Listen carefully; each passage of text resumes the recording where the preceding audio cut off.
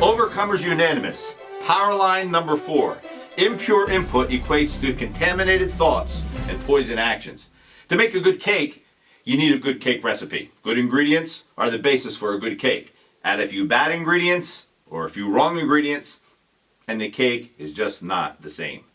The things we take into our body have obvious effects on us physically, emotionally, and spiritually. Also, whether it's music, television, or the company we keep, all of it is either making us healthier or not so much. A clear example of this is alcohol. While it promises instant gratification, instead it influences the way one sees everything. It influences all aspects of that person. The things we do, the media we take in, the company we keep, all affect what we are becoming.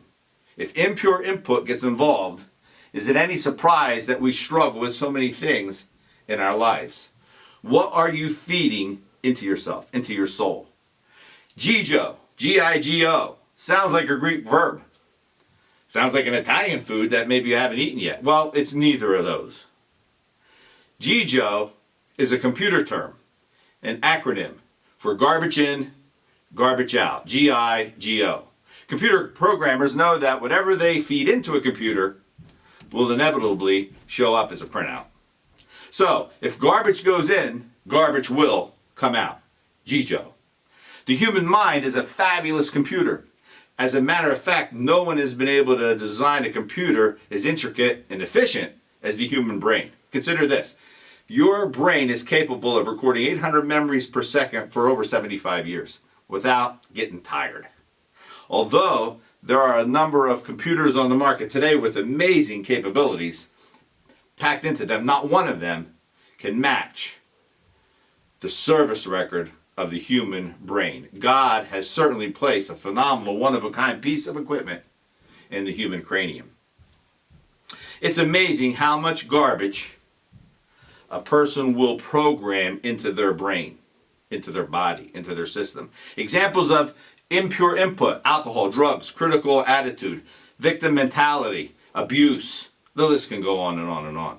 Examples of poisoned actions as a result of that: bad attitude, strifes, arguments, contentions, fights, illness, anger, bitterness. Again, the list can go on and on. Addiction is one of the major poisoned actions that develop. See, Proverbs 20, verse 1 clearly states, "Wine is a mocker, strong drink is raging, and whosoever is deceived thereby is not wise." The consequences of intoxication on the brain structure and brain function. Structural damage to the brain resulting from alcohol abuse can be observed in many different ways. Results of autopsies have shown that patients with a history of chronic alcohol abuse have smaller, less massive, more shrunken brains than non-alcoholic adults of the same age and gender. The relationship between alcohol consumption and the deterioration in the brain structure and the function is not simple. Measures such as average quantity consumed, how much you drink, or total quantity consumed over a year don't predict the ultimate extent of brain damage or brain changes. The best predictor of alcohol or drug-related impairment is the maximum quantity consumed at one time, how much you drank at one time, along with the frequency of drinking that quantity, in addition to the toxic effects of the frequency of the levels of alcohol intake. Alcohol-related issues such as head injuries due to falls, fights, motor vehicle accidents, all kinds of things also can contribute, which are even more difficult outcomes. Although changes in brain structure may be gradual, performance deficits can appear abruptly. The individual often appears more capable than actually is the case, because existing verbal abilities are among the few faculties that are relatively unimpaired by chronic alcohol abuse. What we call the wet brain syndrome has two main symptoms that you see: intoxication and confusion. Because of intoxication, you see confusion and ataxia, which is muscle movement.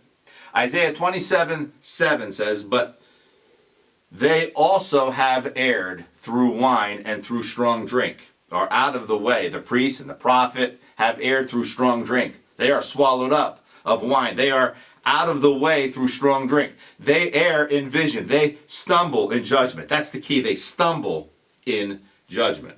There are fruits of impure input all around us, and we daily have the choice to consume them. Our culture today relishes in pushing the boundaries of the knowledge of impure input. Garbage in, garbage out. What we put into our minds determines what comes out in words and actions. Paul tells us to program our minds with different thoughts that are more noble, right, and pure, commendable, virtuous. An illustration. One evening, an old Cherokee told his grandson about a battle that goes on inside people. He said, "My son, the battle is between two wolves.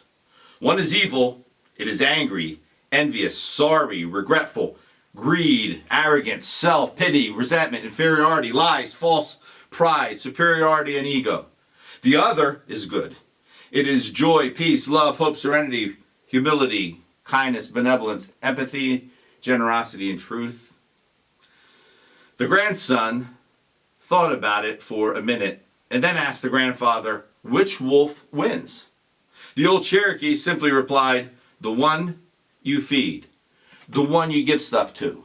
What you put into your mind's eye becomes the basis for later action and reaction. With inappropriate information going into your brain, the only logical result would be thoughts that can be destructive.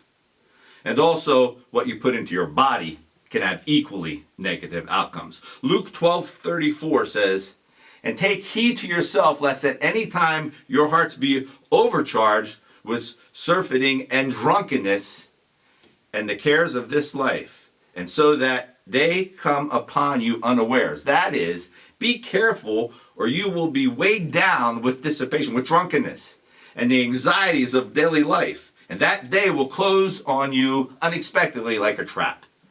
Chronic drug use can induce changes in brain structure, brain functioning, and systems in your brain. Not only days later, but months in a lifetime. These brain adaptations can dampen the pleasurable effects of a chronically abused substance, yet also increase the cravings that trap the addict in a destructive spiral, escalating use. There is garbage that we put into our bodies or our lives, but there is also garbage that you do not put in there. Someone else has put the garbage in there. Example, abuse. Whether you were physically abused or sexually abused or emotionally abused. Sometimes people put the garbage in to you. Regardless of what is added, a little bit of garbage is still going to be garbage coming out. Your body likes the endorphin rush. It makes you feel good for a while. But you need to renew your mind. You need to take the garbage out. This is one of the biggest area struggles for most of us, removing the garbage from our minds.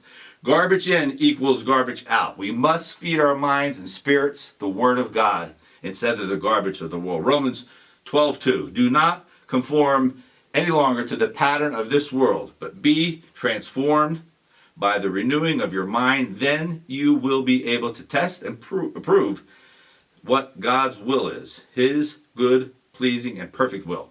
So we can conclude that when garbage begins to collect upon our lives, it will eventually be manifested in ugly display of actions and behaviors. We are giving place to the garbage man, so to speak. I came across a plaque that says, "Our company policy is blame everything on the computer." It's not the computer. It's not necessarily your actions. It's what you let influence you. Are you focusing on the outcomes, the output, the garbage out? Or are you concentrating on what is going in? Remember this acronym, GIGO. G-I-G-O. God initiates good outcomes. God initiates good outcomes. Powerline number 4. Impure input equates to contaminated thoughts and poison action.